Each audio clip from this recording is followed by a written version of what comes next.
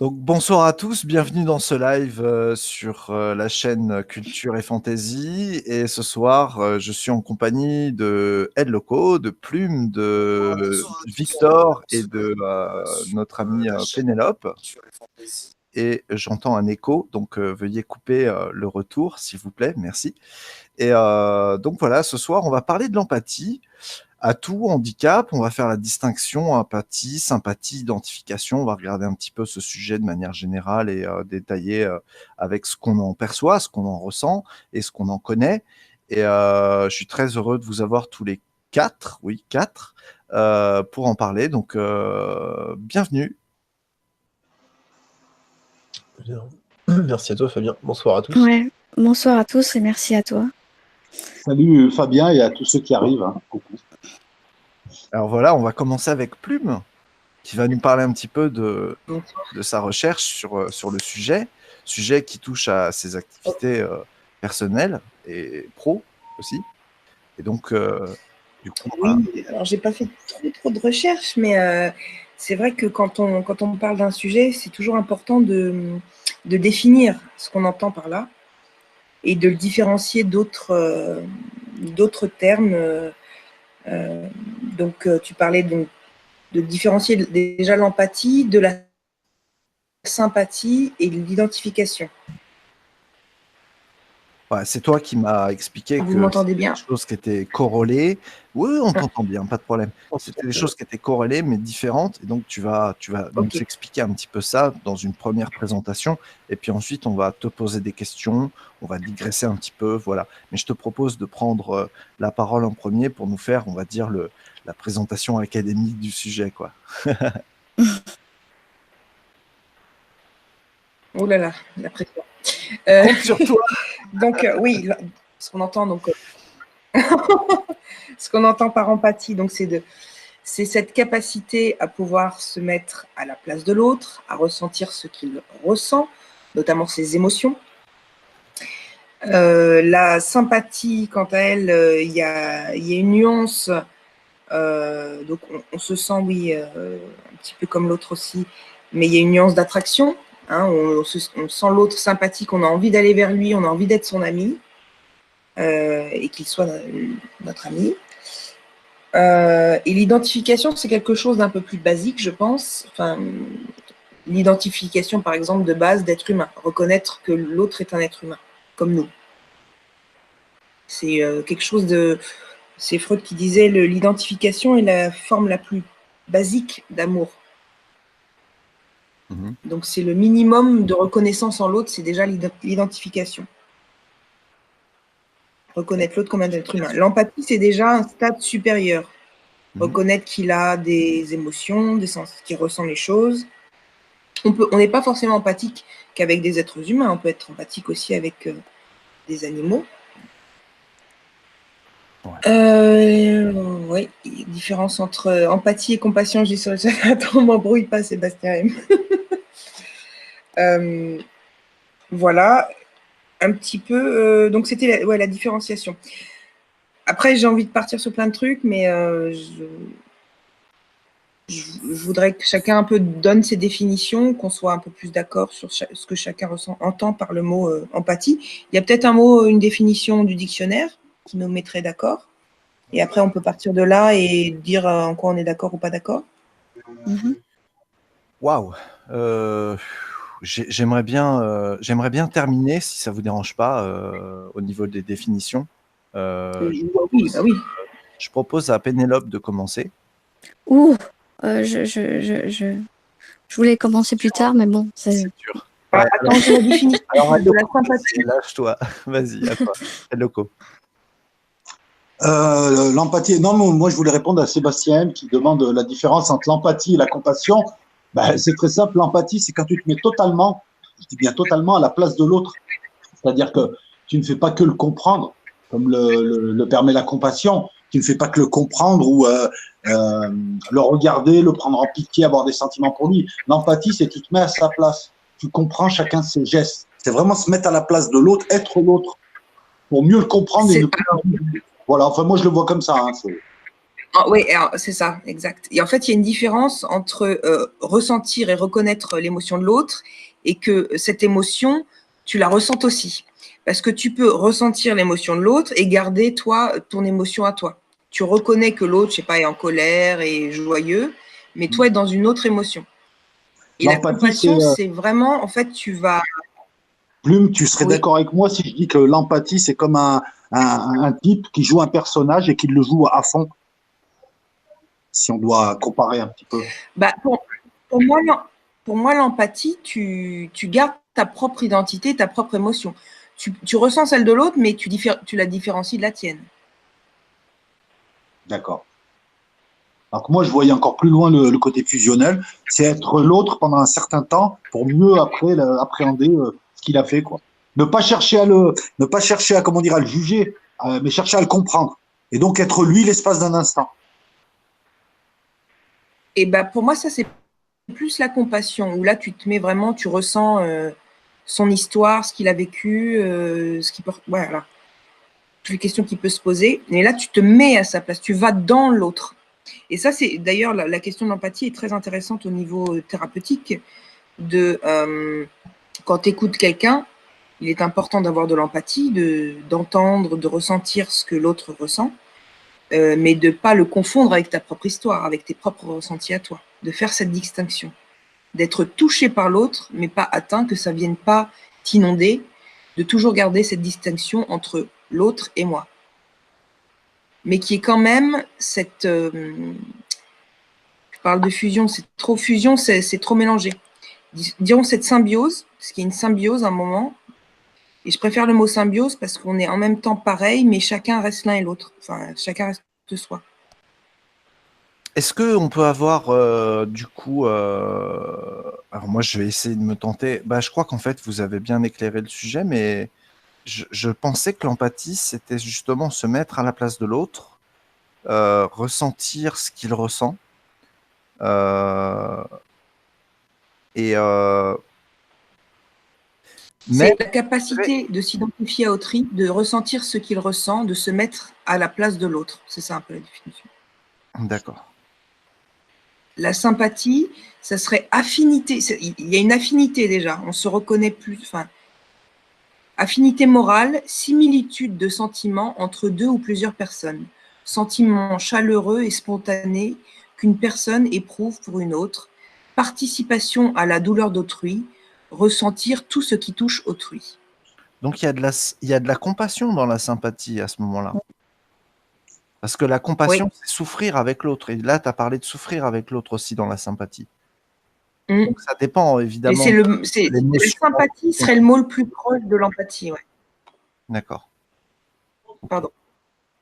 Non, pas de souci. Victor, tu es là? Je suis là, je suis là. Venir Ouais, alors, comment dire? Oui, il y a une citation que j'aime bien, c'est d'un lama tibétain, donc Chatral Rinpoche, et il dit en gros, si vous n'avez pas envie de souffrir, d'être malheureux ou qu'on vous fasse du mal, comment est-ce que vous pouvez imaginer que n'importe quelle créature de n'importe quel règne à la surface de la Terre, qu'elle soit grosse ou petite, a envie qu'on lui fasse du mal? Donc en fait, ça, je trouve que ça met bien. Ça s'applique aussi bien pour les gens qui ont de l'empathie spontanément, qui sentent les souffrances des autres, que pour les gens qui les sentent pas du tout, pour diverses raisons, et qui peuvent que les sentir intellectuellement. Donc ça, c'est le genre de phrase en fait qui s'applique à tout le monde. C'est un enseignement court et je trouve très puissant. Et du coup, alors la Ça me parle. Pardon? Ça me parle, mais vas-y, continue. Ouais. Et du coup, alors en fait, quand on parle de compassion dans tout ce qui est métaphysique asiatique, c'est vraiment être à la place de l'autre, mais je pense que c'est pas un décret mental, c'est pas quelque chose qui est forcément, enfin c'est quelque chose qui est inné, mais pas forcément au niveau de l'humain, c'est-à-dire que ça vient des gens qui ont eu des expériences, enfin ça vient des mystiques qui ont eu des expériences de non-dualité. Et donc, comme ils avaient l'impression d'être tout, d'être l'ensemble du vivant, tout à la fois. Et à ce moment-là, c'est sûr que, moi, j'en ai pas eu, mais sur la base de ce genre d'expérience, les gens ne peuvent que devenir foncièrement compatissants et empathes vis-à-vis des autres. Ils sont forcément, enfin, de fait, leur perception, elle est à la place de l'autre.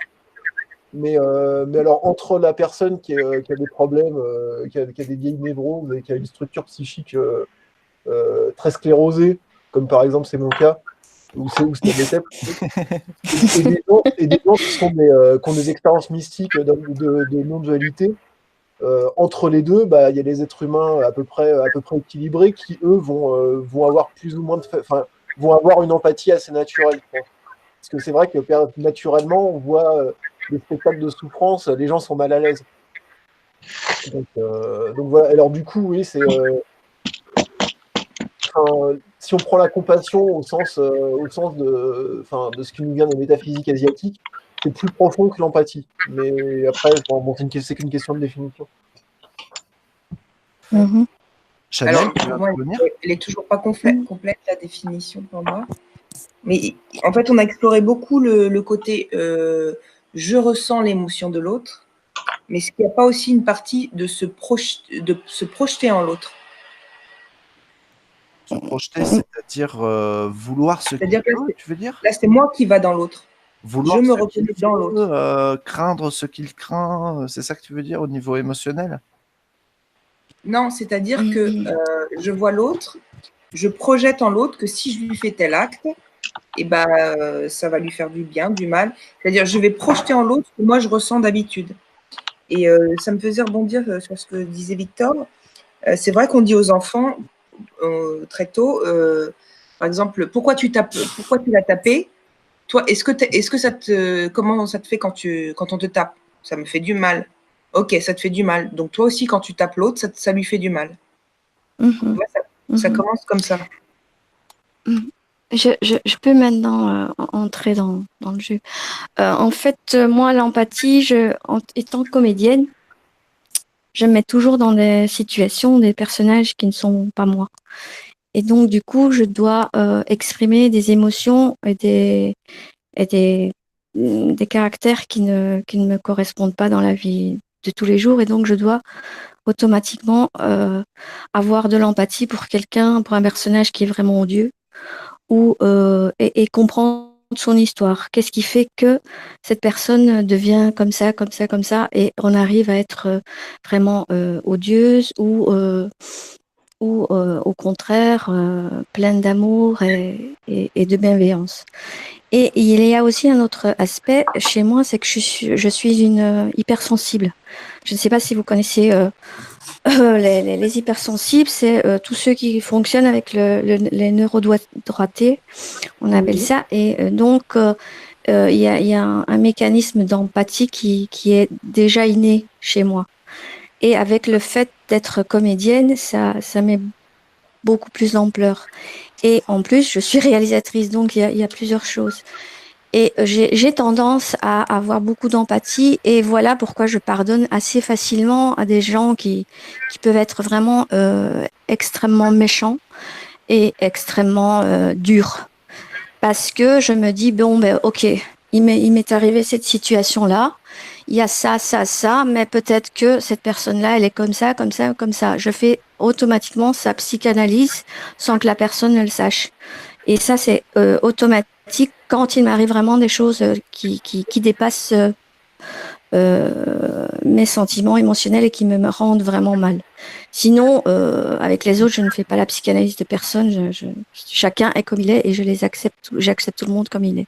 Enfin voilà, pour moi, l'empathie, c'est comme ça que je la résume pour moi, en pratique. C'est de la pratique. Tu as besoin de l'autre pour faire sa psychanalyse. Juste, ça me parle sur les rôles.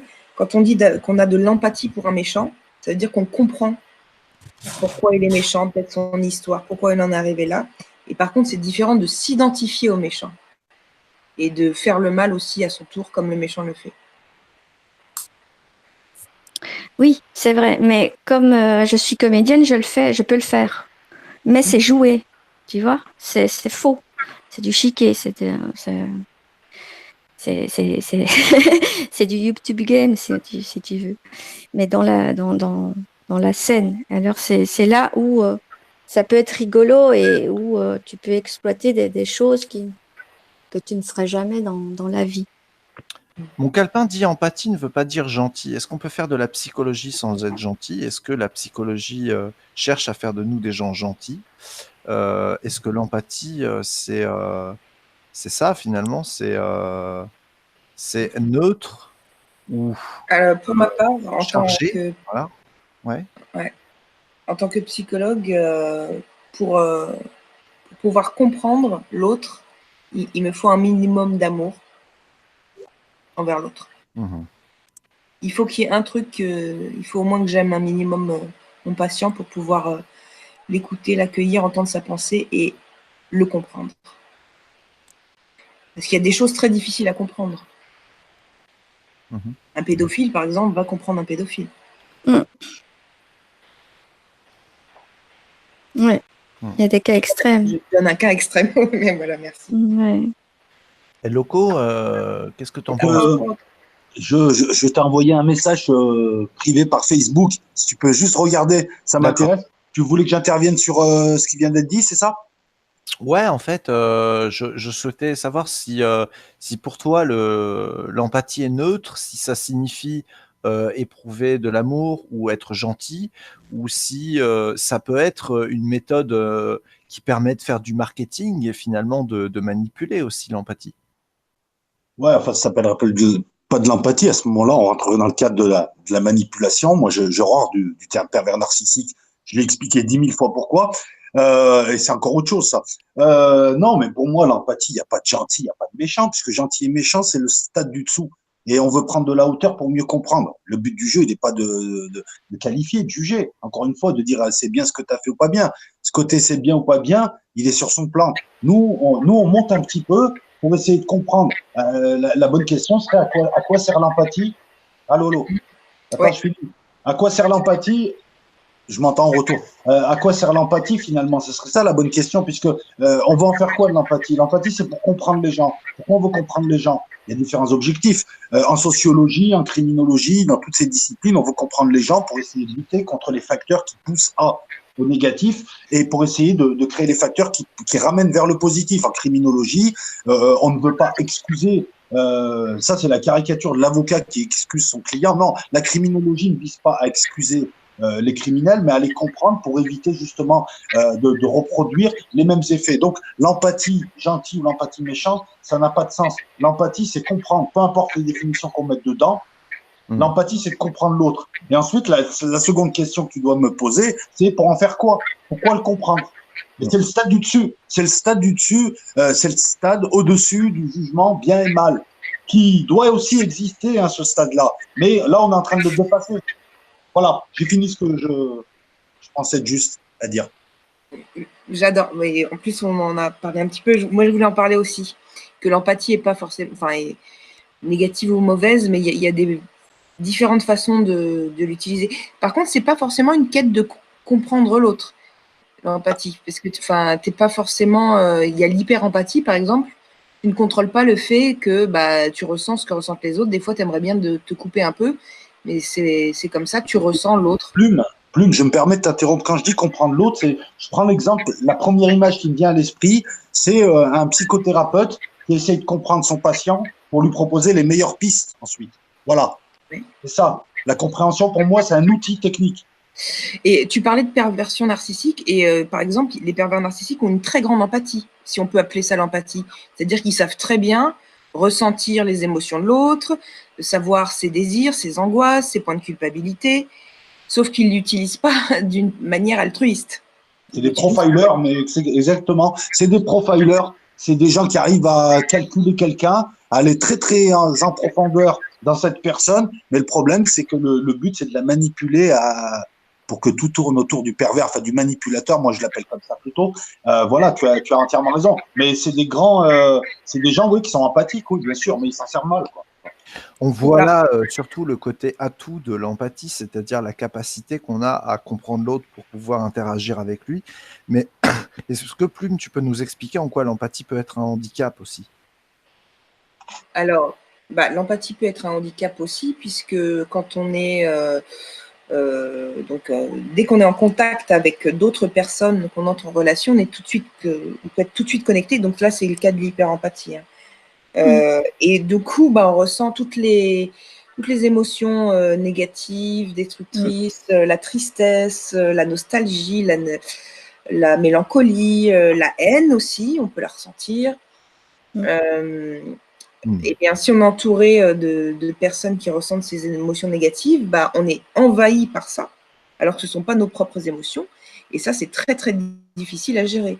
Rien que d'être, par exemple, dans un enterrement où tout le monde pleure, quelqu'un est triste, quand on ressent les émotions de tout le monde, c'est très, très lourd à supporter. Ouais, c'est mon cas en fait. Quand je disais l'hypersensibilité, c'est ça. Ouais. Et on a tendance à ressentir un peu trop les émotions des autres. Ouais.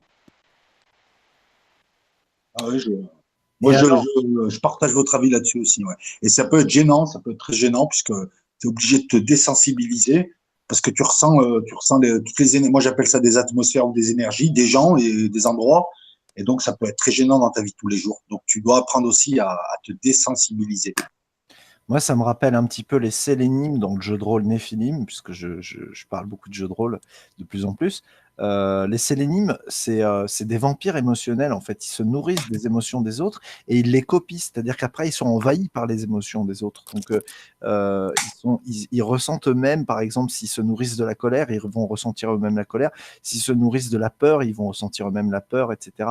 Est-ce que ça existe, les vampires émotionnels? Est-ce qu'ils font preuve d'empathie? Est-ce qu'eux-mêmes, ils sont atteints par les émotions des autres? Ou est-ce qu'il y a quelque chose de pervers là-dedans? Qu'est-ce que c'est un vampire énergétique pour toi, Plume? Et pour toi, Victor aussi. Je vais poser la question après à Victor. Vas-y, ceux qui n'ont pas encore trop parlé, vas-y. Ouais. Ok, Chanel et Victor. Non, mais Victor, je trouve que c'est Victor qui n'a pas trop parlé. Je connais pas bien le sujet, mais j'ai l'impression plutôt que les vampires énergétiques, dans notre monde d'humains, c'est des gens qui sont simplement en quête de charge psychique. Ils provoquent une charge psychique chez l'autre et ça les nourrit énergétiquement. Je pense pas qu'ils prennent sur eux, qu'ils endossent les émotions. Mais quelqu'un qui serait alors à ce moment-là une sorte de copycat émotionnel, c'est un empathe? Ouais, je pense que moi je verrais plus ça comme un empathe qui contrôle pas du tout son truc ou qui est victime de son empathie. Parce que le sélénime, ce serait quelqu'un qui fait ça, mais pour se nourrir pour se donner de la vie, en fait, pour s'animer lui-même. Ouais, juste une phrase, donc entre vampire et si les vampires, nous aspirent une émotion, c'est bien la joie, en tout cas.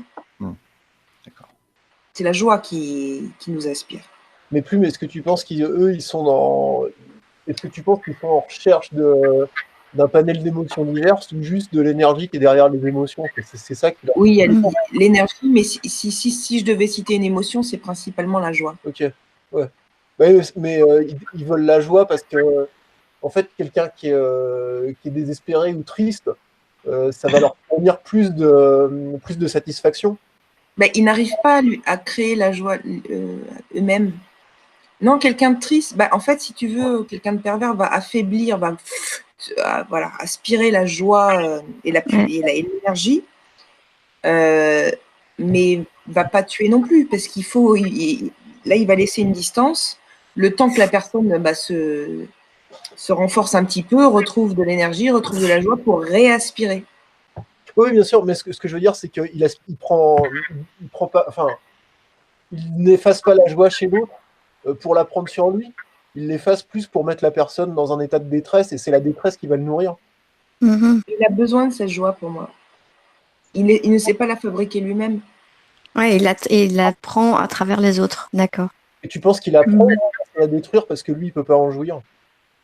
Mais c'est même pas en jouir, c'est qu'il sait même pas la ressentir lui-même. C'est d'où le côté parasite, c'est-à-dire qu'il ne sait pas créer lui-même, fabriquer lui-même sa joie, son énergie. Il a besoin de l'autre pour ça. D'accord. Waouh. Et on en retrouve beaucoup sur les hangouts. Et pourquoi justement, c'est la question, pourquoi on retrouve beaucoup de vampires sur les hangouts ou sur YouTube, particulièrement sur YouTube plus que sur les autres réseaux sociaux. Parce que c'est facile, c'est pas cher et ça peut rapporter gros, comme le loto. Non, mais c'est vrai. Hein. C'est vrai, il faut résumer, hein. Il y a tout le jeu des masques aussi. Eh ouais, c'est facile, ils ouvrent 50 comptes, c'est le seul endroit où ils peuvent exister, puisque c'est pas le réel. Et ils veulent pas se confronter au réel. En fait, ils se sont inventés tout un truc, ils s'inventent des rôles, ils s'inventent tout un tas de choses, ils se nourrissent d'émotions négatives. Alors moi, où je rejoins pas, c'est quand tu cites la joie. Moi, je pense qu'ils se nourrissent d'émotions négatives. Et alors, les vampires énergétiques, on va parler essentiellement d'humains et pas de surnaturels. Il y a différentes sortes de vampires énergétiques. Il y a des gens qui se rendent pas compte qu'ils sont toxiques. On l'a tous été à un moment dans notre vie pour notre entourage. En tout cas, moi, je l'ai été aussi. Et j'ai appris à ne plus l'être. Mais tu as aussi ceux qui se nourrissent. Je pense qu'ils se nourrissent d'émotions négatives. Ils provoquent des émotions comme la colère. Alors, ils provoquent. Alors, ça, oui, je suis tout à fait d'accord. Par contre, ils vont aller chercher en l'autre et développer en l'autre le pire, le plus pervers, le plus sadique. Et on peut devenir soi-même. Ils cherchent à créer des petits pervers en herbe. Voilà. Ils se nourrissent de la colère.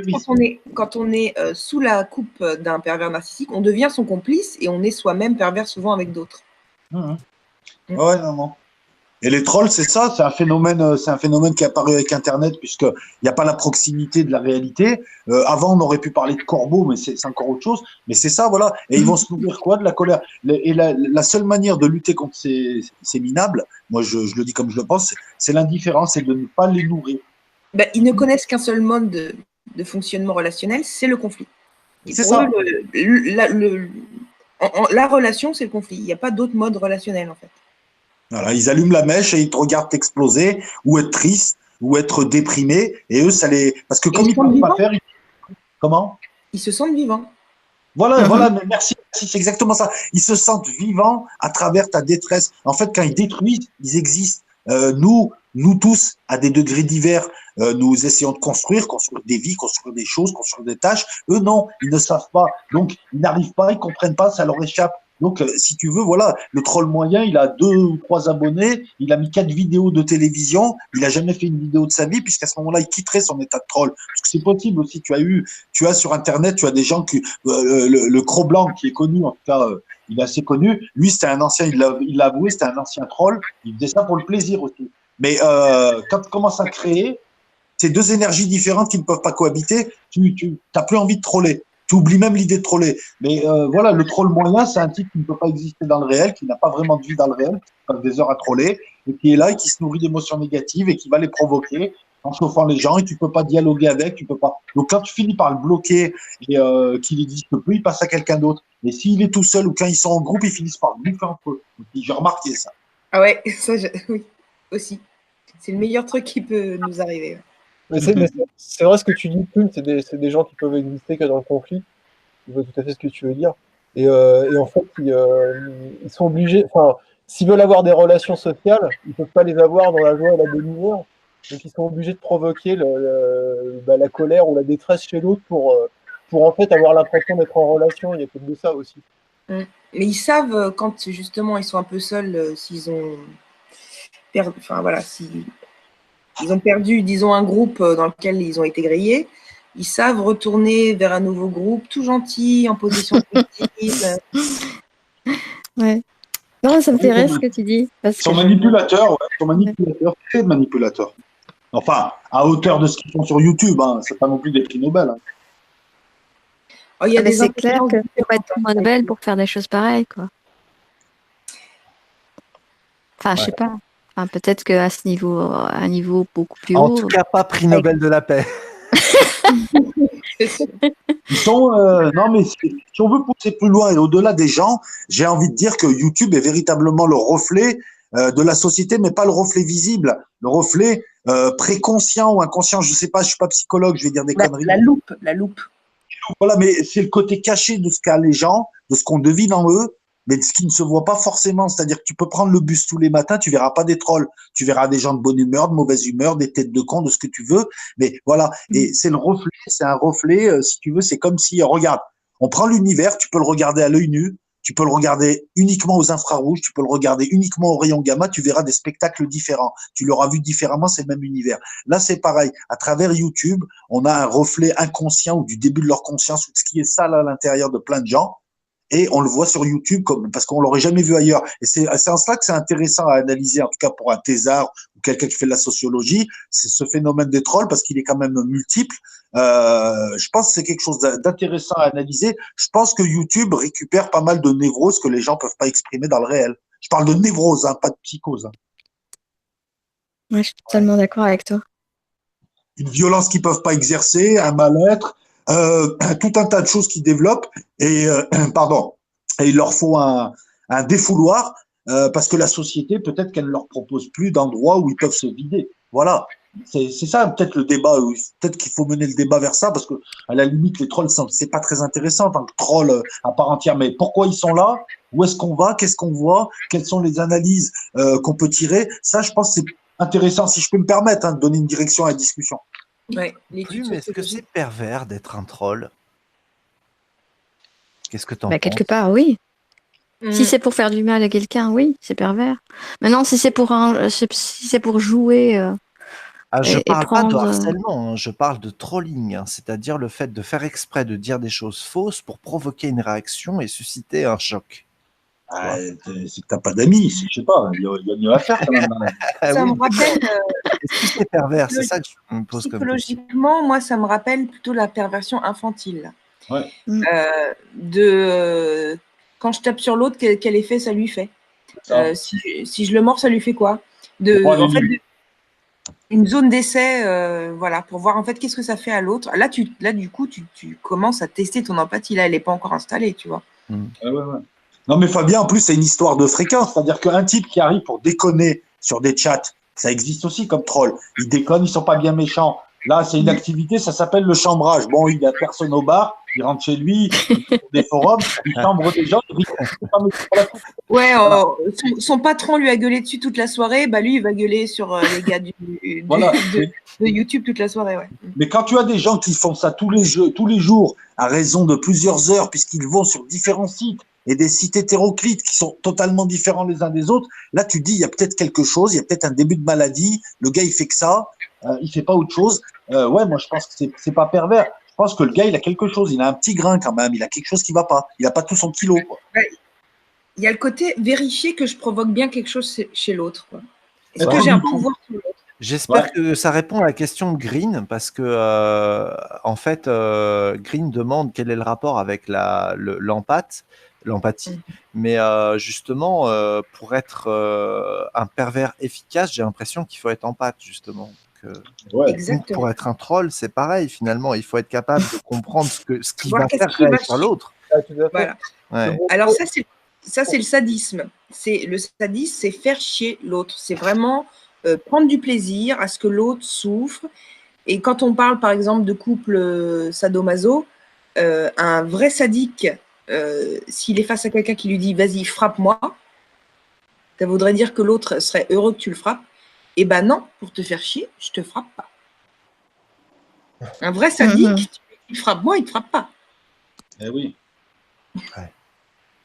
C'est logique en plus. Il veut ta frustration, donc il va te frustrer. Alors, qu'est-ce qu'on pourrait dire sur le sujet justement de Green? Non, attends, on a Naila qui nous dit Green ne m'en veut pas. Ah oui, non, ça c'est. Non, c'est. Alors, oui, Green, le PN est l'ennemi de l'empathe. Je suis empathe et pas PN. PN, oui, c'est pervers narcissique, hein, ouais. D'accord. C'est aussi pour ça que les hyper-empathes sont souvent les proies des PN, parce qu'on a ce point commun. Donc, on croit reconnaître un semblable dans le PN au départ, et c'est comme ça qu'on se fait avoir. Oui, parce que nous, on ressent, en fait, l'hyper-empathe va ressentir le manque d'amour du PN et va vouloir lui donner ce dont il a besoin. En pensant que ça va le combler, sauf que le PN est comme un panier percé, et plus tu donnes de l'amour, enfin ça se vide, et plus tu lui donnes de l'amour, plus en fait, et j'ai essayé avant vous, et beaucoup ont essayé, on sent qu'ils ont vraiment besoin d'amour, ces personnes. qu'elles ont vraiment besoin d'amour. Et plus tu leur en donnes, plus tu te rends compte que tu leur donnes le pouvoir de te faire du mal, de te détruire. Parce qu'elles ne savent fonctionner que comme cela. Quelle différence entre hyper empathe et hyper sensible?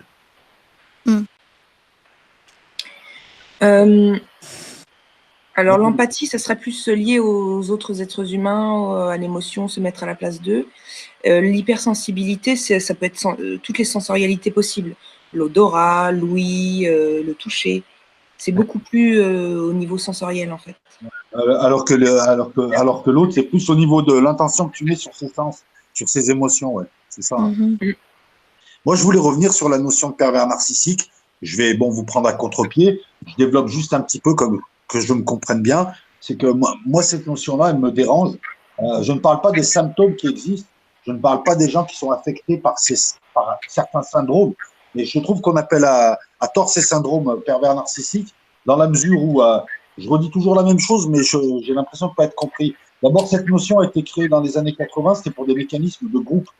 Son créateur s'est toujours élevé en disant que les magazines féminins, entre autres, c'est de lui, avaient repris cette notion sans la maîtriser. Ce n'est pas une notion qu'on peut attribuer à des individus. En second lieu, moi, ce qui me dérange, c'est que pervers, c'est ce qui n'est pas dans la norme.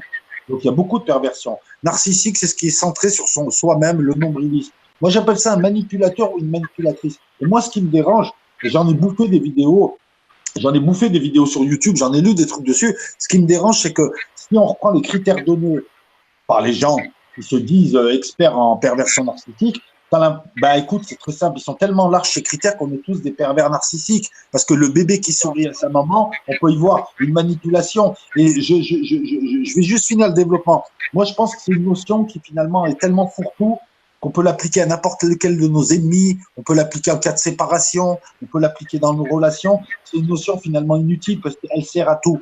Et ce serait peut-être mieux de revenir à la fameuse notion de manipulateur ou manipulatrice, parce que là, on peut peut-être mieux définir, mais on peut peut-être mieux cerner qui le sont vraiment. Pervers narcissique, moi j'ai analysé, on est tous des pervers narcissiques, à des degrés divers. Voilà, j'ai développé, merci. On a parlé avec Plume un petit peu en off avant et on a posé justement un petit peu le problème par rapport à la notion d'égoïsme. Parce qu'en fait, on peut avoir des réactions égoïstes parce qu'on a des besoins, tout simplement. Et en même temps, le pervers narcissique, lui, si j'ai bien compris, Plume, il est en permanence dans l'égoïsme. C'est-à-dire qu'il n'est pas capable de produire autrement du relationnel. C'est son unique mode de fonctionnement. C'est là que ça devient pathologique. C'est ça, il est uniquement égoïste en fait. Ouais. Voilà. Et je suis d'accord sur le fait de dire manipulateur pervers narcissique. Et il y a par contre réellement des structures psychiques qui ne fonctionnent que sur ce mode-là. Oui, on est tous capables de manipuler. On a tous une petite part de perversion en nous. Perversion, ça veut dire prendre l'autre comme un objet, hein. Ne pas tenir compte qu'il a justement manqué d'empathie. Alors, en fait, pour donner l'inverse de l'empathie, par contre, ouais, j'ai oublié de donner cette définition. Un être humain totalement dépourvu d'empathie, ça s'appelle un psychopathe. Ouais. Voilà, là, c'est totalement dépourvu. Comment tu dis J'aimerais poser une question à Plume, Fabien. Je profite de sa présence. J'aimerais lui demander si ça ne la dérangeait pas de voir autant de gens qui s'improvisaient, notamment sur YouTube, qui s'improvisaient psychologues ou psychiatres, et qui, avec quelques critères, faisaient des vidéos sur la perversion narcissique, alors très souvent c'était du règlement de compte ou de la mauvaise appréciation. Ça ne dérange pas quand même que ces gens-là… Ça me dérange. Et tu parlais des magazines féminins. Genre tous mes anciens mecs, ouais, en fait, c'était des pervers. C'est ça qui tue la psychologie avec un grand P. Parce que ça discrédite en fait le fait qu'il y a vraiment des pervers narcissiques qui sont vraiment des personnes destructrices. Je suis d'accord avec ça. En fait, on passe de voir des gens qui diagnostiquent. Ce qui est gênant, c'est de voir des gens qui n'ont aucune compétence, qui, parce qu'elles ont lu 2 livres de psychologie ou de psychiatrie, viennent s'improviser sur YouTube. Moi, ça me dérange parce que pour moi, c'est des métiers. Il leur manque l'expérience, il leur manque les compétences, clairement.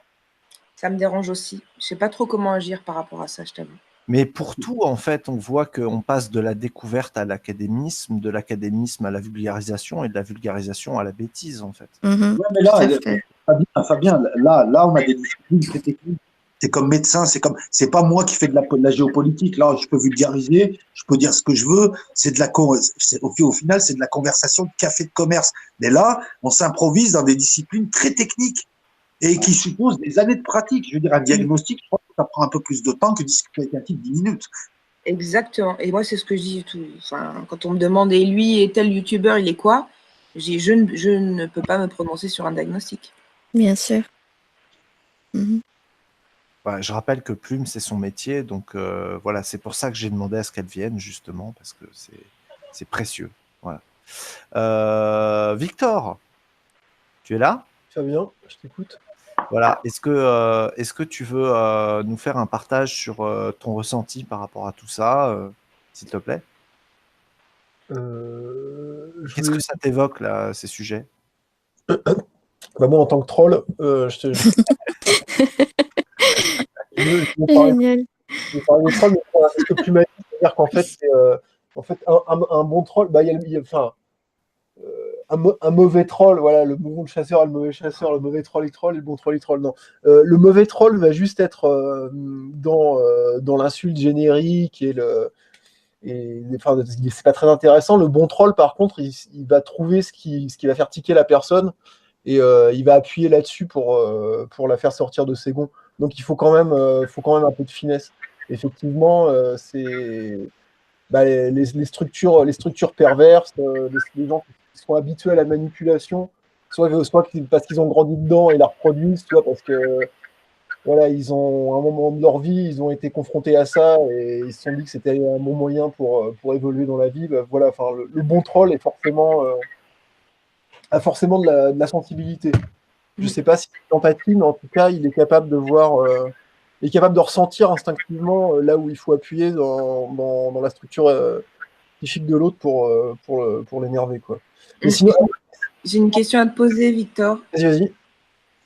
Est-ce que, pour toi, ce qu'on appellerait un bon, entre guillemets, troll, donc c'est quelqu'un qui ressentirait tout ça, voilà, qui aurait l'empathie, et quand il va troller, est-ce qu'il essayerait pas, en fait, de bousculer l'autre, justement dans le but de le faire avancer, pas dans le but de le faire trébucher, mais dans le fait de le mettre un peu face à certaines contradictions pour justement qu'il soit encore plus précis dans sa pensée et qu'il puisse avancer.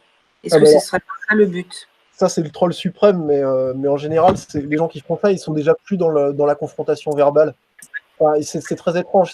J'en vois parfois, mais ils sont très rares. Tu vois qu'ils savent très bien ce qu'ils ont en face d'eux et qu'ils restent très polis et en même temps, ils appuient là où ça fait mal en faisant semblant de ne pas appuyer. C'est très subtil, mais c'est plus des trolls à ce niveau-là. Je pense que c'est juste des gens justement qui sont équilibrés et qui ont suffisamment qui sont suffisamment clairs dans leur structure pour être capables d'avoir l'outrecuidance de vouloir peut-être un peu déclencher des choses chez l'autre. Je vais demander à mes modérateurs de laisser troller un petit peu dans le chat tant que c'est pas méchant et que ça c'est pas des attaques ad nominem, dans le sens où ça peut être l'occasion de les laisser écouter un petit peu l'émission et du coup d'apprendre des choses qui pourraient leur être utiles, que ce soit auprès de Victor ou auprès de Plume. Voilà, donc s'il vous plaît les modos, soyez pas trop hardcore, quoi. Voilà. Je peux dire, attends, il y a Maria qui pose une question et qui dit qu'est-ce qu'il y a de bon dans le troll en fait, et elle doute par rapport à ça. Après, ça voudrait dire bénéfique pour autrui. Ça dépend juste de la cible, à mon avis. Il y a des gens qui sont pas très corrects, on va dire, sur les réseaux sociaux, qui peuvent mériter d'être trollés, ou alors des gens qui ont un travail, des ingénieurs sociaux, voilà. Eux, il faut les troller aussi, mais bon, c'est ce que je fais, mais. Donc l'utilité le troll n'a pas d'utilité, sauf si la cible du troll est effectivement une personne qui est encore plus, qui est malfaisante, on va dire. Moi, je suis très naïf, je parle en termes de bien et de mal. Je peux te poser une question. Victor, qu'est-ce que ça t'apporte de troller? T'as plusieurs comptes, je suppose que tu trolles plein de gens, mais ça t'apporte quoi en fait? J'en ai plein, mais c'est quoi? Vas-y. Excuse-moi, juste pour remettre la définition par rapport à toi. Pour toi, c'est quoi un troll réussi? C'est quoi troller en quelqu'un? Ah bah, c'est ce qu'on a Ça dit depuis consiste tout à en l'heure. quoi? C'est juste, c'est tu vas sortir, enfin, Tu vas le avec faire bugger, en fait. ça, avec peu de mots, avec peu d'investissement, ça peut être une simple phrase. La personne, pendant 6 heures, elle est sortie de ses gonds et Il est excellent. la personne C'est la perturbée, elle reste Tu perturbée veux pendant toucher un point. Ouais, d'accord. et Tu vas en la fait, faire bugger. Mais dans quel but? Pourquoi tu veux toucher ce point? Juste pour animer l'autre ou il y a un but? bah, alors, chez les mauvais trolls, c'est ça, je pense que en fait, c'est pour créer du lien social, je pense. Enfin, pas du lien social, du lien émotionnel. C'est-à-dire que les trolls, en général, c'est des gens qui sont pas très heureux dans leur vie, voire pas du tout. Et, pour avoir l'impression de ne pas être tout seul, bah, il va falloir qu'ils mettent des gens à leur niveau de confusion mentale. Enfin, de confusion émotionnelle plutôt. Donc, Et, en fait, le Joker, c'est tout à fait un troll, en fait. ah oui, oui, tout à fait. Et puis même au niveau de son discours, tu vois, il sort enfin, il a un discours très construit et oui, qui fait bugger, quoi. Parce que quelquefois, il y a des vérités dans ce qu'il dit. Ouais, non, c'est vraiment un troll. Et c'est un troll méchant. Ouais. Et toi, tu te définis comment un troll gentil Ouais, ou méchant? à la base, c'est quelqu'un qui est pas bien qui est pas bien dans sa vie sociale. Je veux dire, si tu vas insulter les gens sur les réseaux sociaux, enfin, ça veut dire, enfin, à moins dans certains cas particuliers, mais sinon, globalement, c'est des gens qui sont pas très bien avec eux-mêmes, quoi. Quand tu es bien avec toi-même, tu vas pas insulter ton voisin, tu vas pas emmerder le monde. Il a raison. Ça part d'une souffrance, en fait. Ah oui, oui, tout à fait. Mais c'est la souffrance, en fait, enfin, souvent, tu vois, les gens qui vont se faire troller, Balle dans la tête. enfin, tu vois, par exemple, les gens qui vont se faire troller, ça va être, je sais pas, des youtubeurs de beauté, des gens enfin, qui se présentent, enfin, si dans leur présentation, on est heureux et pas nous, et ben ça attire les trolls, mais comme jamais. Et ça attire tous les trolls Ouais. qui sont vraiment dans la souffrance et qui ont besoin, qui aimeraient que tout le monde soit dans la souffrance pour, en fait, être d'égal à égal. Mhm. Est-ce qu'on peut D'accord. différencier les trolls et les haineux? Les trolls et les rageux. Bah, t'as des trolls qui sont froids, mais je pense pas qu'il y ait des trolls qui soient calmes.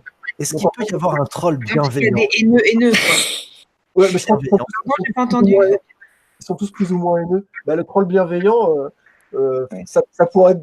Enfin, non, j'en suis pas un parce que je suis très méchant, mais des gens qui. C'est un éveilleur anti-maître, en fait, c'est ça? Ah, il y a un peu de ça, mais ouais, moi, si je vois surtout de ça par rapport au prix des ingénieurs sociaux sur Internet. Donc, les gens qui les trollent, c'est forcément des trolls bienveillants pour moi parce ils essayent d'aller contre l'ingénierie sociale qui, elle, est réellement, enfin, est diabolique, quoi, et malfaisante à 100%. Mais sinon, Donc, en tant qu'empathe, on peut comprendre l'histoire qui amène une personne à troller. Ça ne veut pas dire l'excuser. Comment, enfin, est-ce que tous les trolls sont pervers? Ça, je ne le pense pas. Mais du coup, comment peut-on aider certains trolls qui ne sont pas dans la perversion, mais qui sont dans cette recherche en fait de lien avec l'autre, mais frustrés, cassés. bah, enfin, comme toutes les formes de souffrance ou de pathologie, hein, il y a jamais que enfin, c'est soit des expériences de vie difficiles qui vont les faire évoluer, soit ils font une thérapie. Bien sûr que Ouais, ah bah, je pense le contraire. Je pense que c'est des expériences de vie agréables qui les feront évoluer. oui, c'était l'autre possibilité que je voulais dire, c'est la rencontre avec quelqu'un, tu vois, avec lequel ils ont une relation profonde, qui n'est pas forcément une relation amoureuse, mais qui va leur permettre enfin, tu vois, d'entrouvrir la porte, de leur montrer qu'autre chose est possible. Oui. Oui, je suis tout à fait d'accord avec ce que tu dis. Il faut déjà avoir l'idée que autre chose est possible. Si tu crois qu'il n'y a que ça de possible, bah, tu restes dedans. Hein. Mais quand tu commences à entrevoir que peut-être il y a autre chose et que c'est possible d'être autrement, avec et de pouvoir être un peu plus soi avec d'autres aussi, là, tu peux commencer à changer. Oui, c'est ça. Comment Après, ça c'est vrai que s'effectue? Moi, je me pose une question. Comment ça s'effectue un diagnostic? Est-ce que ça correspond à mettre une personne dans une catégorie? C'est quand même très bizarre. Je sais pas. C'est presque pervers de mettre quelqu'un dans une catégorie. Comment Une vous case. faites faire un Alors, diagnostic qui soit non, mais convenable pourquoi? et positif? Déjà, pourquoi on l'a fait? Ouais. Ouais. Alors, à la base, si tu veux, poser un diagnostic, c'est censé juste être utile pour pouvoir adapter ton traitement. C'est-à-dire qu'on ne va pas traiter, tu ne vas pas parler pareil à un paranoïaque ou à une hystérique ou à un hystérique ou à ou un phobique, voilà. C'est-à-dire que tu identifies pour mieux adapter la façon dont tu vas aborder l'autre, l'aider à évoluer, à moins souffrir. Ouais. Mais je suis d'accord que c'est devenu des catégories et que maintenant on te demande tu es quoi, et une fois qu'on t'a mis dans la boîte, bah t'es dans la boîte. Alors que pour moi mon métier c'est justement ok, là je te situe ici, comment je peux t'aider à sortir de là et à ce que tu te sentes mieux et à évoluer et justement à pas que tu sois coincé dans cette boîte là. Parce que finalement, ouais, c'est une Dans cette tendance. catégorie, comment te faire aller à l'étape supérieure si tu veux. Ouais. Et je trouve que dans notre société, on est maintenant, c'est tu es dans cette catégorie, tu resteras dans cette catégorie et toute ta vie, on va te traiter comme dans cette catégorie. Pour moi, C'est ça le problème, Plume, c'est qu'on a l'impression que la psychiatrie n'est là juste que pour accompagner et que en fait on a un traitement, en tout cas pour la France, un traitement médicamenteux, on met une camisole de produits chimiques pour en fait on soigne pas du tout le malade, quoi, on étouffe le truc, quoi. C'est ça le Bah, problème. ce qui se passe, c'est que, et dans l'éducation et dans la médecine, maintenant, c'est l'État qui nous dit comment agir. Et tu veux, même dans mon métier, j'ai même plus l'impression que. Enfin, il y a des médecins qui en parlent aussi très bien, hein, mais même en psychologie, on nous demande plus de faire notre métier. Moi, mon métier, c'est d'écouter, de prendre l'autre comme il est et de l'aider à. Enfin, en fait, moi, je l'aide juste s'il souffre, tu vois. Je m'en fous de il a un bon rendement pour la société, est-ce qu'il travaille, tu vois, pour son entreprise ou tu vois, est-ce qu'il paye bien ses impôts. Je m'en fous. Est-ce qu'il correspond à la norme sociale, voilà. Moi, je travaille sur la souffrance. Donc, si lui il souffre ou s'il fait souffrir d'autres, voilà. Sinon, je touche pas. Et là, si tu veux, l'État nous a concocté des normes. Donc, ils confondent majorité et normes. Et en fait, tout le monde doit correspondre à ces normes. Et pour moi, on n'est plus dans le travail d'écoute. D'ailleurs, c'est quand tu cherches les offres d'emploi, ce qu'on te demande comme qualité, c'est plus l'écoute en premier, c'est évaluation, orientation. Voilà. Et ça me choque. il y a une question de Gargamel, il dit Plume, quand le stade supérieur d'une personne est la mort, tu l'aides à mourir? Alors, donc, C'est stade pas un supérieur, troll, Gargamel, hein, c'est quelqu'un de très intelligent. Hein. Non, en plus, j'ai déjà croisé. Déjà, stade supérieur, ça veut dire qu'il y a une hiérarchie là-dedans. Ouais. Alors, c'est pas pareil le travail avec un enfant, un ado, un adulte ou une personne en fin de vie. Enfin, il peut y avoir évidemment des enfants en fin de vie. Mais quelqu'un qui est en fin de vie, qui a 80, 90 ans, 100 ans, qui est en fin de vie, c'est pas du tout le même travail. Là, on va pas lui dire alors, qu'est-ce que tu peux faire pour avoir une vie meilleure, pour mieux voilà, te lancer dans la vie. Non, là, ça va plutôt être un travail de introspection, de voir Gérer ses mémoires, peut-être? Pardon? Gérer ses mémoires? Ses mots noirs, Mémoire. ses mémoires, oui. Apprendre à lâcher, déculpabiliser certaines choses, parce qu'il y a des points de fixation qui disent voilà, ça c'est un truc dans ma vie, ça c'est un truc dans ma vie. Tu vois, de défixer certaines choses, d'accepter la vie qu'on a eue, de déculpabiliser certaines choses, d'être fier d'en avoir fait d'autres. C'est plutôt un truc d'apaisement, en fait, sur la vie que tu as eue, sur l'apaisement que tu vis au présent. Mais ça ne va pas être dans un but de projet, d'avenir. C'est tout à fait différent comme travail. J'ai l'impression que le principe de recevoir je parle d'un véritable diagnostic, c'est fait par un médecin, je le rappelle, le fait d'avoir un diagnostic, c'est aussi mettre des mots sur des mots, comme on parle beaucoup, justement, ton ami Femme Sage. Mais je trouve que le diagnostic, normalement, c'est ça, c'est mettre des mots sur des mots. Et ça doit être libérateur, ça doit pas être une prison. Oui. Et- Bah, Ouais. c'est-à-dire que si tu poses un mot, après, tu as toute une définition. Et quand tu poses un mot sur un de tes fonctionnements, ça permet justement de comprendre comment tu fonctionnes. Mhm. Ah, et là, tu réalises, si tu comprends en fait, si on te pose un diagnostic et que tu étudies un petit peu ce fonctionnement, tu comprends pourquoi telle chose et telle chose. Tu comprends différemment tout un tas d'expériences qui t'est arrivé. Et c'est comme si on te donnait ton propre mode d'emploi. C'est-à-dire Donc, qu'il y a des gens qui vont se victimiser, qui vont partir dans la stigmatisation, et il y a des gens qui vont au contraire se dire, ah, ils vont rentrer dans la compréhension, dans le recul et justement dans la libération, quoi. En fait, ça va dépendre. oui, et mieux comprendre nos propres réactions, les réactions des autres. Et c'est un petit, enfin, franchement, avoir son propre mode d'emploi, c'est quand même un truc de fou. Et ça ne veut pas dire, quand on dit, enfin voilà, si on pose un diagnostic, alors il y a diagnostic, mais il y a détection aussi, hein. Diagnostic, c'est quand c'est pathologie. Détection, c'est plus, par exemple, on détecte un surdoué. On dit que c'est pas une pathologie être surdoué, par exemple. Mais le fait de poser ça, ça peut soulager déjà. Et par contre, il y a ce mode de fonctionnement qui est commun à tous ceux qui font partie de ta catégorie. Et tu peux distinguer aussi et découvrir mieux qui tu es. Parce qu'il y a cette partie de fonctionnement qui est commun à ta pathologie ou à ton fonctionnement. Enfin, bref.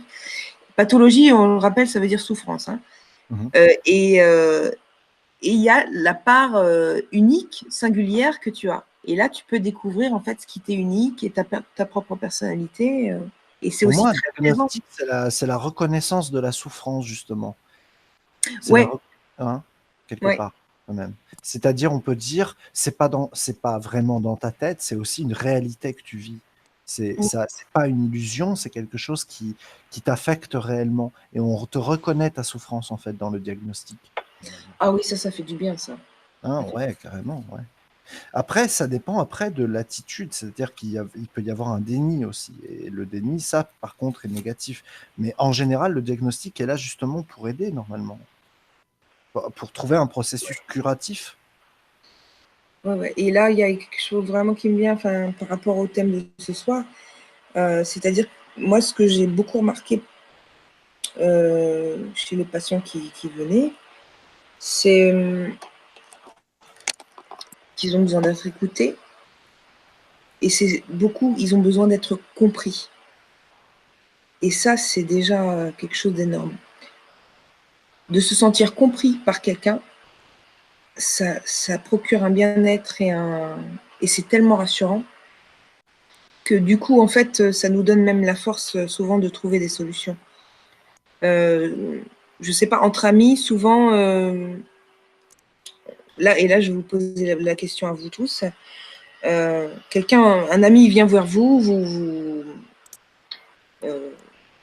déploie sa problématique, sa tristesse, ses émotions. Comment vous réagissez? Est-ce Ouais, que vous moi, l'écoutez? Est-ce que vous cherchez à trouver ouais, des solutions?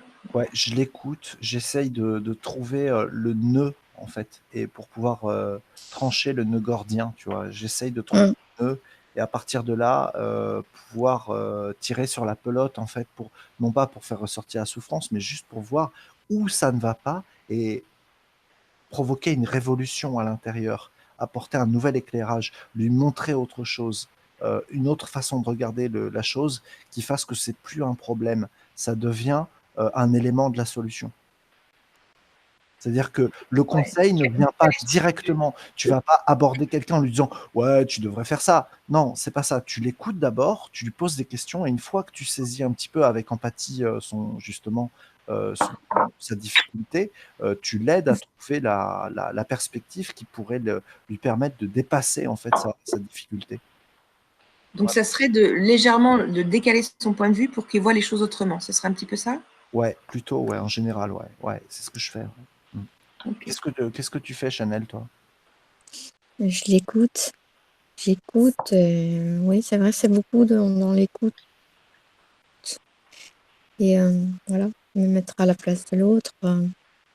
Mais je ne veux pas, surtout pas conseiller quoi que ce soit, parce que j'aime bien que la personne soit libre de prendre sa propre décision et de se sentir que c'est elle qui prenne la décision. Moi, j'ai pas influencé la direction que la personne aura par la suite si elle a un souci, voilà, et qu'elle me confie ses soucis. Mais on me confie souvent, les personnes viennent souvent vers moi en fait pour des tas de choses. J'ai cette faculté d'écouter en fait les gens, donc c'est assez courant. Mais je ne conseille jamais vraiment de choses bien précises parce que je pense que c'est pas à moi à le faire.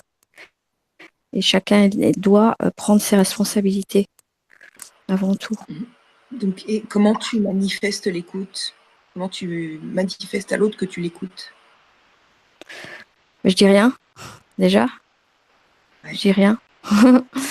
Et elle a besoin de se raconter, donc elle va raconter ce qui ne va pas. Et ensuite, souvent, elles se sentent beaucoup mieux. C'est pour ça que ça a beaucoup d'effets. Les psys ont beaucoup d'effets sur des gens parce que les gens ont énormément besoin, surtout à l'heure actuelle, ils ont énormément besoin d'écoute et de tendresse aussi. Ça aussi, oui. Il y a ce côté doux qui est en moi aussi, qui attire aussi les personnes. Parce qu'ils se sentent quelque part en sécurité. Et donc, ils se confient. Loco, si je me fie à mon empathie, ça va bien ou pas? Ouais, non, bah, ça va super bien, je vous écoute, c'est super intéressant. Ok, Non, ça va bien.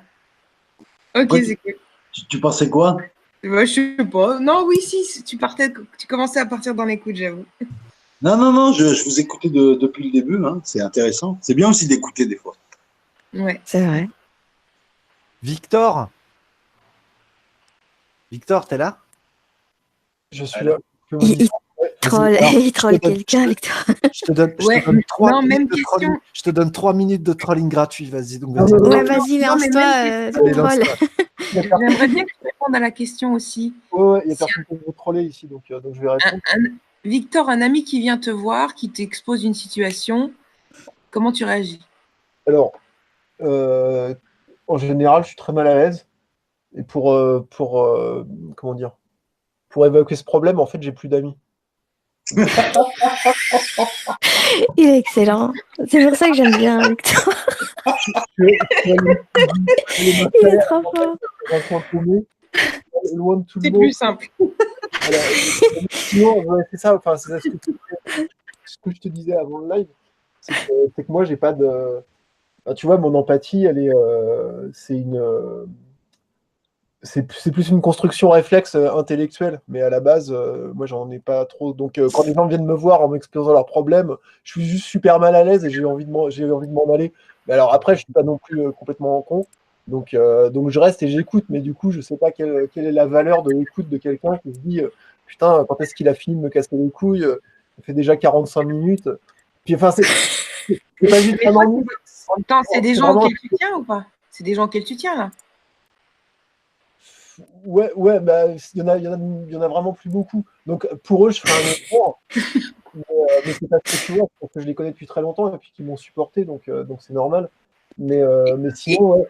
Enfin, plus que de l'ennui, il y a vraiment, c'est un réel mal à l'aise, tu vois, quand quelqu'un va Ok. m'exposer un truc, parce qu'en fait, ça me renvoie au mal à l'aise, tu vois, de la personne qui m'a élevé, qui était, enfin, c'était plus du mal à l'aise, quoi, c'était de la psychopathie. Donc, en fait, pour moi, c'est un côté un peu insupportable qu'on vienne me raconter, qu'on vienne se passer.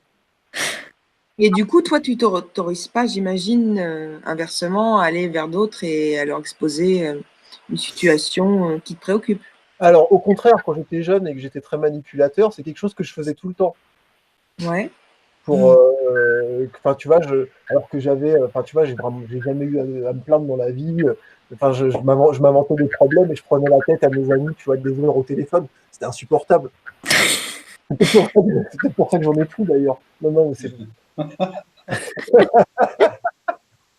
Donc, voilà.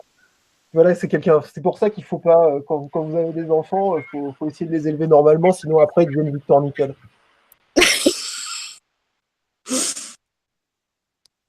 Et ça, c'est un gentil troll. Plume, t'as deux comptes là, t'as eu une déco. Ah oui, Pardon? t'as eu une déco. Ok, c'est bon. Ouais, j'ai une déco, Ok, mais voilà. c'est Je bon. voulais vérifier parce que je me suis dit c'est peut-être un copycat. Ok, tout va bien. Merci. Non, bah, c'est tout. Je vous laisse continuer. C'est très intéressant.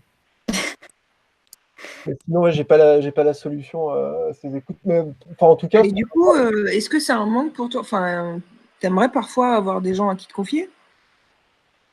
non, non, parce que non, franchement, non. Plus maintenant. Et en fait, bah, là, on est sur l'empathie, mais est-ce que, du coup, le fait que quelqu'un comprenne ce que tu ressens, quand même, moi, j'ai l'impression que c'est un besoin humain. Peut-être je me trompe. Bah, après, j'ai fait quand même pas mal de, enfin, jamais très intensément, mais tu vois, je suis passé par la méditation, les trucs comme ça, les yoga, la thérapie. Après, j'ai été me faire soigner à l'iboga, tu vois, une plante antéogène, genre à l'ayahuasca. Donc en fait, maintenant, j'ai vraiment plus besoin de me confier. Mais par contre, ce qu'on peut voir dans les trucs d'écoute, enfin, c'est très tarte à la crème de dire ça, mais c'est assez intéressant, je pense, c'est que nous, en Occident, dans les processus thérapeutiques, le thérapeute, il est censé être le plus neutre possible Oui. et d'avoir suffisamment de travail sur lui-même ou sur elle-même pour pas renvoyer des choses à l'autre. Et normalement, c'est juste un miroir complètement neutre. Et dans toutes les techniques de méditation, en fait, le but, c'est de calmer l'esprit pour que l'esprit devienne un miroir aussi. Donc, je ne sais pas s'il y a besoin. À mon avis, la seule activité de la personne qui en écoute, c'est d'être le plus. Enfin, c'est d'avoir déjà fait un travail sur elle-même, en fait, pour être totalement neutre et ne pas renvoyer de jugement ou ne pas renvoyer de peur ou ne pas renvoyer une espèce de joie sale. Parce que tu vois, il y a des fois aussi des gens qui vont confier leur personne à d'autres, enfin leurs problèmes à des gens, mais les gens vont être contents de voir la personne en souffrance. Oui. Je peux te poser une question, Victor? Je Vas-y, peux te vas-y, poser une question? Florian. Je Oui, t'écoute. Je te connais pas personnellement, même si j'ai eu le plaisir de souvent discuter avec toi depuis 2 ans et demi, mais quand je t'écoute là, depuis le départ, en fait, j'ai un malaise. Je t'explique, y a rien de. J'ai un Vas-y. malaise. J'ai l'impression, écoute, c'est comme si tu regardais ton personnage de troll.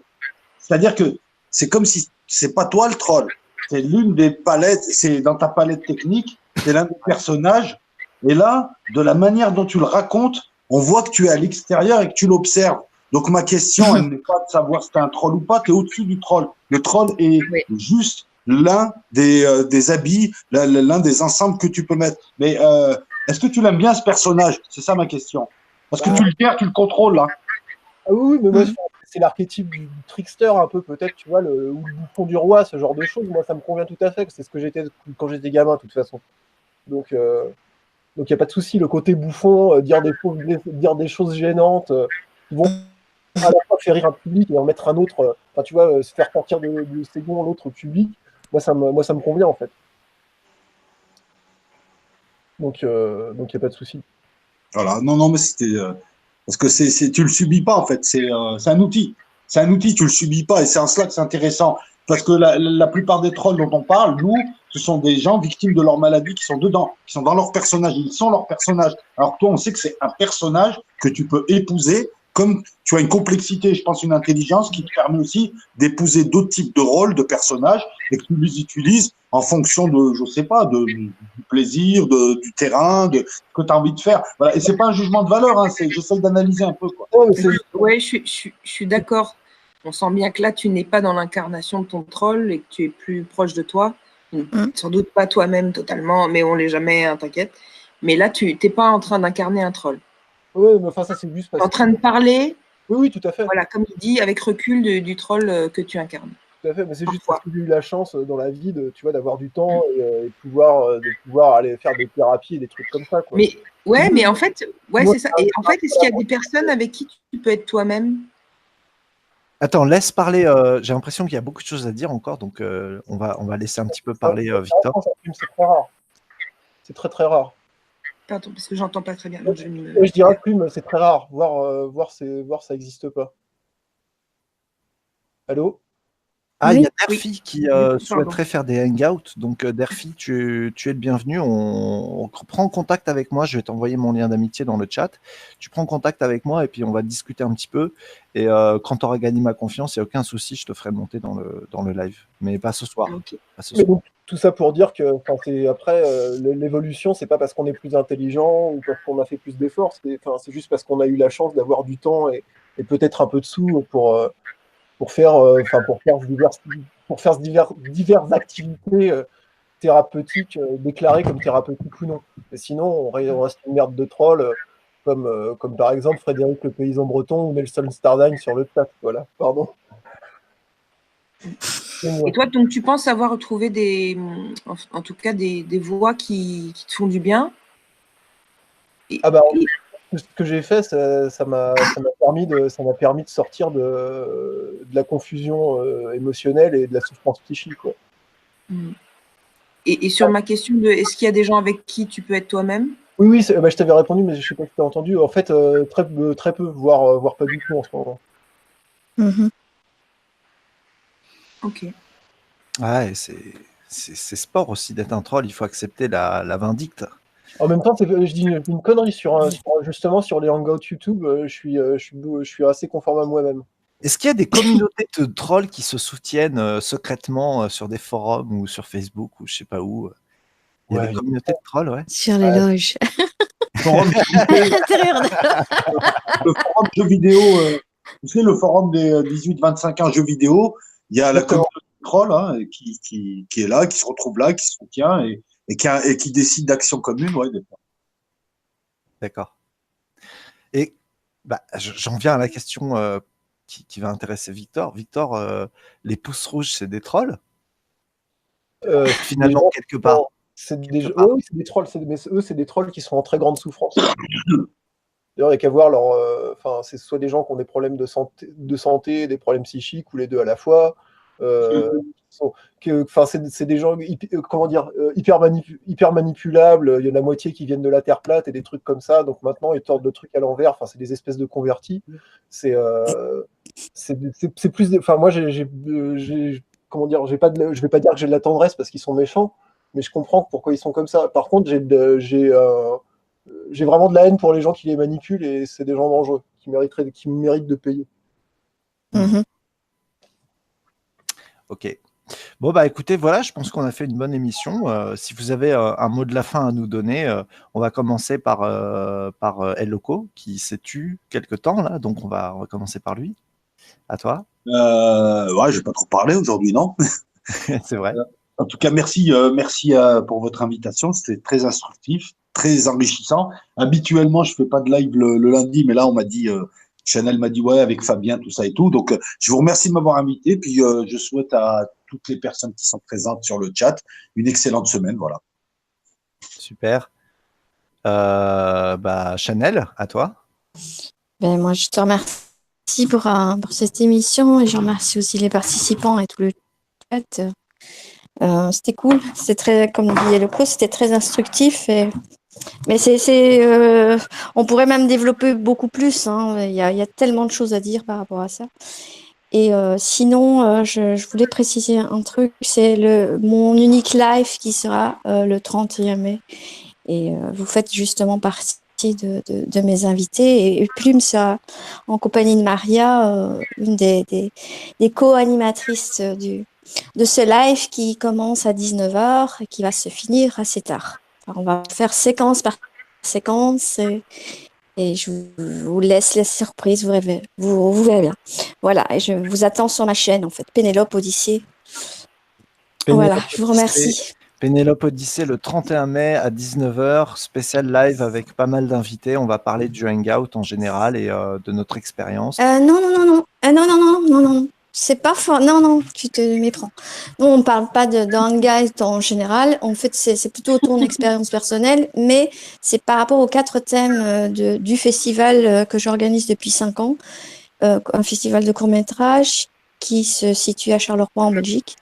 Et les thèmes sont l'apocalypse, la nature, la politique et le cirque. Et donc, avec le trolling, c'est très bien, le cirque, la politique, enfin, ça tombe bien, justement. Enfin, voilà. Ok, Victor, à ton tour. C'est toi qui va y passer. Donc, ton petit mot de la fin. Bah, très intéressant. Après, comme on a pu le voir au début, les définitions empathie, sympathie, compassion, ça dépend vraiment, je pense, des contextes culturels. Et c'est intéressant de voir, de voir les différents contextes et de creuser bien les définitions. Et sinon, après, Plume pourra confirmer. Je pense que quand même, en tout cas dans le règne humain, des gens qui ont été, des êtres qui ont été élevés globalement par des parents aimants dans un environnement où il n'y a pas trop de, où il n'y a pas trop de drames, ou alors où les drames sont, sont assimilés, ça va donner des gens qui vont naturellement avoir une empathie, qui vont pas avoir de questions à se poser pour venir en aide à l'autre ou pour trouver, ou pour apporter peut-être une écoute, pour un soutien. Je pense, oui, Plume, tu nous diras si l'empathie c'est un truc naturel, vraiment du règne humain, ou si c'est quelque chose en fait qui se travaille par l'éducation. Alors, Plume, c'est à toi. Donc, je te laisse faire une longue digression pour nous faire une conclusion. Merci. Merci, parce que là, Victor, tu lèves un bête de sujet. Et on différencie beaucoup les gens, les enfants, la façon dont les enfants ont grandi, souvent par la pauvreté et la richesse. Et pour moi, la grande différence, c'est ceux qui ont été élevés par des parents aimants, bienveillants, et les autres pas. Enfin, les autres, voilà, qui n'étaient pas dans la bienveillance et dans l'amour. Et pour moi, c'est ça la grande différence. C'est pas forcément richesse, pauvreté. Enfin, voilà. Et pour moi, c'est ça qui marque vraiment la scission quand tu évolues en tant qu'adulte. Donc ça, c'est vraiment un sujet que tu soulèves et que j'aimerais, qui vaudrait le coup d'un live, ouais.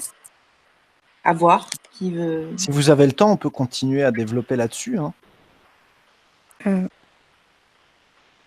On va rester là. Ok, ça marche. Juste ton mot de la fin. Du coup, je finis sur le sujet là. Vas-y. Voilà, en tout cas, donc merci aussi. El Loco, c'est la première fois qu'on était en live. Donc, je tenais à dire que j'ai non seulement de l'empathie envers toi, mais de la sympathie. Merci. Merci, c'est très gentil. Écoute, tu es la bienvenue aussi chez moi. Tu passes quand tu veux, quand tu as envie. Et franchement, merci. Ça fait plaisir à entendre. Ouais, merci. J'espère que je n'ai pas trop parlé. Ce sujet m'a passionnée, j'avoue. Et effectivement, ça pourrait encore durer des heures. Faut que tu refasses, Fabien. Hein. Faut que tu refasses la suite sur le même sujet, parce que franchement, elles ont raison. Il y a beaucoup de choses à dire. Hein. On reste un peu sur notre fin. Ok, ça marche. J'y reviendrai. Il y a une chose aussi que je voudrais rajouter. Vas-y. Est-ce que je peux rajouter? Merci aussi de donner plus de place aux femmes sur les hangouts. Il y a besoin d'être rééquilibré. Je trouve qu'il y a trop d'hommes et c'est toujours une vision masculine qui est proposée. Et voilà, et c'est assez cool aussi. Et c'est comme ça qu'on va humaniser le YouTube Game, comme je disais. Et voilà, j'en suis très heureux et merci à vous. Merci au chat. Je vous demande au modérateur d'être cool ce soir et à l'avenir aussi, parce que là, j'ai vu que c'était un petit peu conflictuel. Je vois qu'il y a du trolling, mais ça fait partie aussi du thème du soir, donc c'est pas étonnant. Et en tout cas, je vous remercie tous, les modérateurs. Merci aux auditeurs. On se retrouve bientôt pour une nouvelle émission. Je rappelle, mercredi d'ailleurs, on a une émission avec Jisan sur le thème des principes du jeu de rôle. On va voir les mécanismes en fait qui permettent de créer un jeu de rôle, la scénarisation, la gestion des joueurs, etc. On fait ça mercredi à 21h sur ma chaîne Culture et Fantasy. Donc voilà, à très bientôt. Merci Eloko. Merci. Merci Chanel. Merci Victor. Merci Plume. Merci Fabien, merci à tous. Merci le chat. Merci. À bientôt. Merci à tous. À bientôt. Ciao, ciao. Merci. Ciao. Allez, ciao Ciao. tout le monde.